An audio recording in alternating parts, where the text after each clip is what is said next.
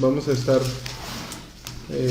estudiando o señalando, va a ser como un pequeño conversatorio de qué no debe faltar en la predicación del Evangelio. Por ejemplo, ahorita fuimos, y bien lo dice, ¿no?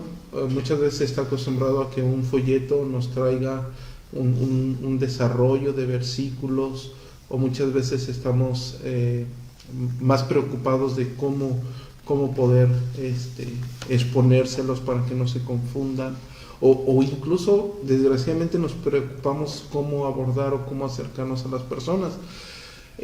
Realmente no creo yo que haga falta eso, ya que cada uno de nosotros tiene diferente carácter y cada uno de nosotros tiene diferente forma de expresarse.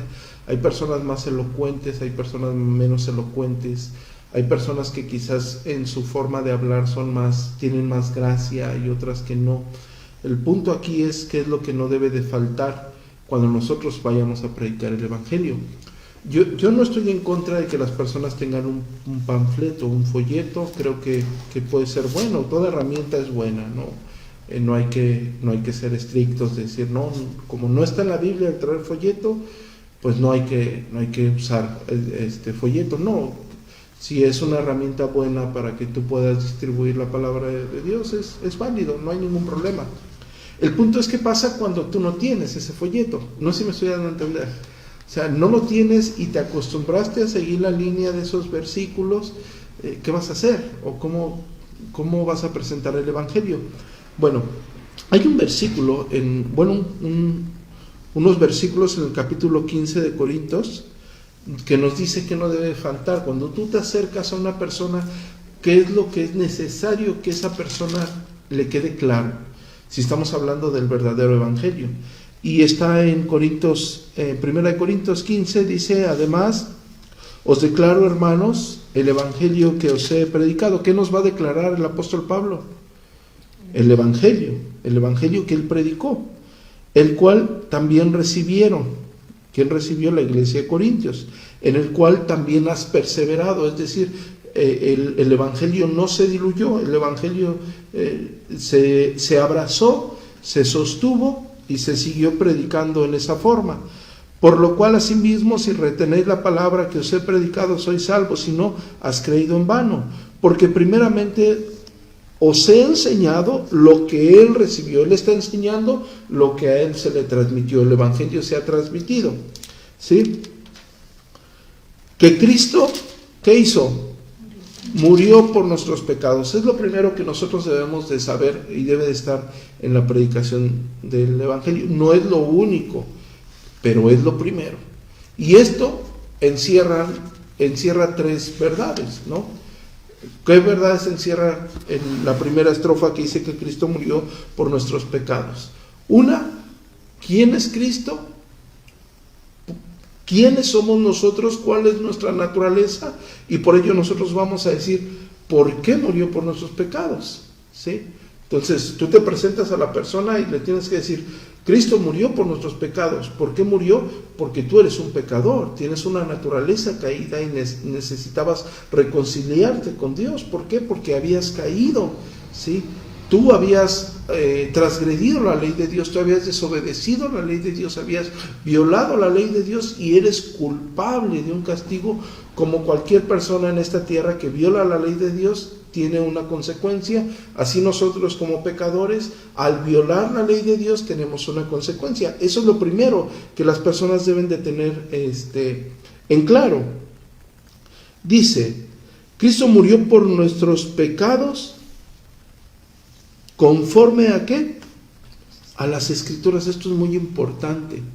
Nuestra fe no es una casualidad. Claro que para esto hay un argumento muy grande paleográficamente hablando, pero nuestra fe no es una casualidad. La fe que nosotros tenemos está intelectualmente hablando depositada en algo que a través de la historia ha trascendido. Es decir, hay escritos que hablan perfectamente de nuestra fe, como en ninguna otra fe, en ninguna otra religión, en ninguna otra filosofía ha existido. Y la suma diferencia de todo eso es que todo aquello que se profetizó acerca de la persona de Jesucristo, todo aquello que se habló, se cumplió en él. Sí, ni una profecía no se cumplió. Nuestra fe no fue una casualidad. Claro, ahorita es una enseñanza muy, muy simple, pero para hablar de eso tú tienes todo el Antiguo Testamento. ¿Me explico? Sí, sigo adelante. Sí. Entonces, vamos a decirle a la gente, le vamos a decir, cuando tú le presentas el Evangelio a alguien, le dices que Cristo murió por nuestros pecados, que tú eres un pecador. ¿Por qué necesitas el perdón de Dios? Porque has transgredido la ley de Dios. Lo que Cristo hizo en la cruz del Calvario como un perfecto santo, como un perfecto sacrificio, como una expiación perfecta, ¿sí?, que nos libera. Pero eso que Él hizo en la cruz del Calvario fue algo que ya estaba estipulado. O sea, Cristo no es un plan alterno. Cristo no es una forma alterna de salvación, sino es algo que ya fue estipulado. Y después dice, y que fue sepultado y resucitó al tercer día conforme a las Escrituras. Esto es muy importante porque por lo regular decimos Cristo murió por nuestros pecados. Sí, pero el que haya muerto no significa o no tiene todo el peso de nuestra fe. Es decir, para que la consumación en todo su esplendor sea imputada a nosotros, Él tuvo que resucitar. ¿Sí me explico? ¿Sí? Cristo muerto, no resucitado, en vano es nuestra fe. Él murió y resucitó. Por eso cuando ya te entras al mundo agnóstico y a algunos liberales y dicen, sí, Jesucristo cumplió y Jesucristo, porque nadie puede negar la existencia de Jesucristo, porque hay documentos externos a las Escrituras que hablan de lo que Él hizo. ¿Sí? No existe otro personaje en la historia del cual se hayan escrito tantas cosas, se haya hablado tanto como es de la persona de Jesucristo. Nadie niega su existencia. Sin embargo, hay algunas personas que sí niegan que Él resucitó, claro, con fallidos intentos, ¿no? De hecho, uno de los de los libros más populares y más sencillos que yo le puedo recomendar es de este McDowell, que se llama Más que un carpintero. Es un libro muy pequeñito y habla cómo él investiga la muerte y resurrección de nuestro Señor Jesucristo. Y es muy sencillo de entender y se pueden apoyar en él. Al respecto, lo pueden conseguir por internet sin ningún problema. Cristo murió por nuestros pecados conforme a las Escrituras y fue sepultado y resucitó al tercer día conforme a ¿qué? A las Escrituras. Su resurrección también tiene que ver con eso. ¿Sí me explico? O sea, esa fe tan gloriosa de muerte y resurrección era algo que ya estaba escrito, era algo que ya estaba estipulado. Es lo que tú le vas a decir a las personas, ¿me entiendes? Tienen mucho de dónde tomar sin estar, porque por lo regular, fíjense que pasa esto, por lo regular cuando van a evangelizar a alguien, un versículo, y estamos versículo tras versículo, y muchas veces si los mismos cristianos, desgraciadamente, no entienden algunos textos, un inconverso no va a saber ni de qué le estás hablando, ¿no? Es más sencillo decirle el plan redentor de una forma práctica. Mira, tú y yo somos pecadores, tú y yo hemos transgredido la ley de Dios, hemos mentido, ¿sí? Hemos violado sus estatutos y somos acreedores de un castigo, pero por eso Cristo vino a esta tierra, murió por nuestros pecados, y esa muerte era algo que ya Dios había estipulado desde tiempo atrás. Pero Él no solo muere, resucita, y esa resurrección es algo que ya había estipulado Él también atrás. ¿Para qué? Para redimirnos, para darnos una morada eterna. Sigo adelante. Y aquí es donde viene el testimonio, en este caso, en el tiempo de nuestro Señor Jesucristo, para las personas que recibían en esta carta, y actualmente, considerando la paleografía y haciendo apologética con respecto a su resurrección, este texto es maravilloso, porque dice, y apareció a Cefas, y después a los 12. Después apareció a más de 500 hermanos a la vez, de los cuales muchos viven aún y otros duermen. Después apareció a Jacobo, después a todos los apóstoles, y al último de todos, como un abortivo, me apareció a mí. ¿Qué nos está diciendo? Este texto es muy importante. ¿Qué está diciendo este texto? Él está diciendo, lo que yo te vengo a exponer de la resurrección, Él no está haciendo un énfasis en la muerte de Jesucristo. ¿Me entienden? Porque la muerte de Jesucristo la conocían todos en ese momento. Fue algo muy pronunciado. Él no está haciendo énfasis en la muerte de Jesucristo. Él está haciendo énfasis en que fue verdad su resurrección. ¿Sí me explico? Porque si no, nuestra fe sería en vano. Y él por eso pone ejemplo. Apareció primero a Pedro, como diciendo, ¿tú conoces a Pedro? Estamos en este tiempo. Él lo vio. ¿Conoces a los apóstoles? Ellos fueron testigos. ¿No me crees? Más de 500 hermanos vieron a nuestro Señor Jesucristo resucitar. Y de esos 500 hermanos, unos aún viven y puedes ir a preguntarle. ¿Me entienden el argumento del apóstol Pedro para los corintios? Él está sosteniendo la fe en la resurrección de nuestro Señor Jesucristo gracias a las evidencias. ¿Sí me explico? Por eso es que la resurrección de Jesucristo, y en este caso, hablando en términos de religión, no se puede o no se usan métodos científicos porque no se puede repetir el evento. ¿Sí me explico? Pero se usan métodos tan sencillos como el decir, ¿cómo sabemos que Rachel fue a trabajar el día de hoy? ¿Cómo sabemos que fue a la empresa a trabajar? Bueno, ¿quién vio a Rachel? ¿Quién te vio? Hubo personas que son testigos de que ella estuvo en la empresa. Aparte, tuvo que checar tarjeta. Actualmente, pues, me imagino que ya en la empresa hay más cámaras, ¿sí? ¿Por dónde pasó? Hay personas que fueron testigos oculares de que ella estuvo.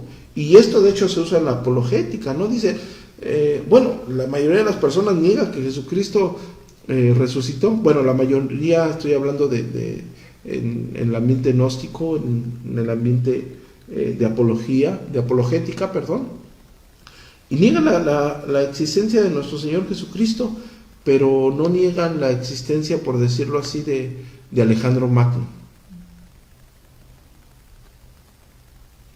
¿Cómo sabes que Alejandro Magno existió?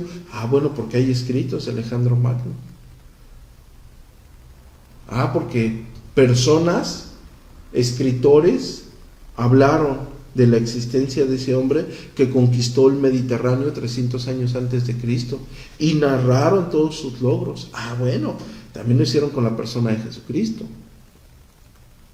Narraron su vivencia, narraron sus milagros, porque nuestro Señor Jesucristo hizo muchos milagros. Narraron su muerte, narraron su resurrección. Tenemos 4 evangelios en las Sagradas Escrituras, más todos los evangelios apócrifos que existen. Entonces, era importante dejar en claro la muerte y resurrección de nuestro Señor Jesucristo. Entonces, ¿qué es lo que hablaríamos nosotros, o qué es lo que tú le dirías de una forma práctica a una persona al evangelizar? ¿Qué es lo que tú harías de una forma práctica si no tienes tu panfleto, si no tienes los versículos a la mano en la memoria? Algo que no se nos debe de olvidar al predicar el evangelio es lo que el apóstol Pablo nos dice aquí en 1 Corintios capítulo 15, que Cristo murió por nuestros pecados conforme a las Escrituras, y eso encierra nuestra condición pecadora, nuestra condición caída, y la necesidad de una justicia imputada, la necesidad, si hablamos en términos de jurisprudencia, la necesidad de se me fue el nombre, expromisor, una persona que ocupa tu lugar, una persona que ocupa tu lugar para saldar una deuda. ¿Sí me explico? Bueno, Cristo murió por nuestros pecados conforme a las Escrituras. Cristo resucitó, murió y resucitó, fue sepultado. Muchos fueron presentes de que Él fue sepultado y resucitó al tercer día, ¿conforme a qué? Conforme a las Escrituras. Y nuestra fe, lo que nosotros estamos diciendo, no es una fantasía. ¿Por qué? Porque muchas personas fueron testigos de ese magno evento. ¿Está bien? Eso no se nos debe de olvidar al predicar. Y ahí ustedes pueden tomar los argumentos que ustedes quieran, pues pueden tomar los simbolismos que ustedes quieran, y si se dan cuenta, no tienes por qué estar acudiendo a un panfleto y repetir versículos que la mayoría de las personas no entienden. No estoy diciendo que eso sea malo, ¿me explico? Porque muchas personas pueden decir, si es una herramienta, por supuesto, y si la tienes, qué bueno, utilízala, y si puedes distribuirlo, distribúyelo, no tengo ningún problema con ello. El problema aquí, o por qué estamos por qué estamos teniendo este conversatorio, es porque como hoy pasó, no teníamos panfletos, no tenían lapiceros, no había la posibilidad. Quizás hay personas que somos más tímidas, hay personas que somos menos elocuentes, hay personas que quizás estamos distraídas, hay otros que quieren predicar fielmente, y por predicar fielmente dicen, no vaya yo a decir algo equivocado, un versículo equivocado. No, bueno, vamos a conocer el Evangelio en su estructura y presentarlo como es. Porque en el tiempo del apóstol Pablo no se estaba repitiendo versículo tras versículo. O sea, no llegaba el apóstol Pablo, bueno, que sí citaba el Antiguo Testamento para afirmar que él murió y resucitó conforme a las Escrituras. ¿Me entiendes? Quiero que se quede claro eso, ¿no? O sea, él citaba Pedro, la hermenéutica de Pedro en Hechos capítulo 2 es excelente, o sea, es magna, la podemos visualizar de esa forma, pero ellos citaban para afirmar que él murió y resucitó conforme a lo que está escrito, es decir, que la Escritura habló de él, de su persona, de su gloria, de su grandeza, de su muerte, de su resurrección, de su cruz, de lo que él iba a hacer para redimirnos. No sé si me estoy dando a entender en ese punto, pero presentaban el Evangelio en todo su esplendor, lo que verdaderamente él hizo en la cruz del Calvario, ¿sí? Entonces, así es como nosotros debemos de presentar el Evangelio. Última vez, repito, 3 cosas. Él muere por nuestros pecados, según lo que está escrito, ¿sí? Que encierra la persona de Cristo, encierra nuestra naturaleza caída y nuestra necesidad de redención, ¿sí? Él es sepultado y resucita el tercer día, ¿conforme a qué? Conforme a las Escrituras. Y nuestra fe no es a una situación ficticia, porque muchas personas fueron testigos. Él nos dice, apareció a Cefas, después apareció a los 12, después apareció a Jacobo, después apareció a más de 500 hermanos, y de esos aún viven. Si ustedes pueden preguntarle, básicamente está diciendo, disculpen que les vuelva a hacer énfasis en eso, pero es la sólida afirmación del apóstol aquí a los Corintios. ¿Está bien? ¿Alguna pregunta? ¿Quedó claro? Muy bien, vamos a dar gracias al Señor.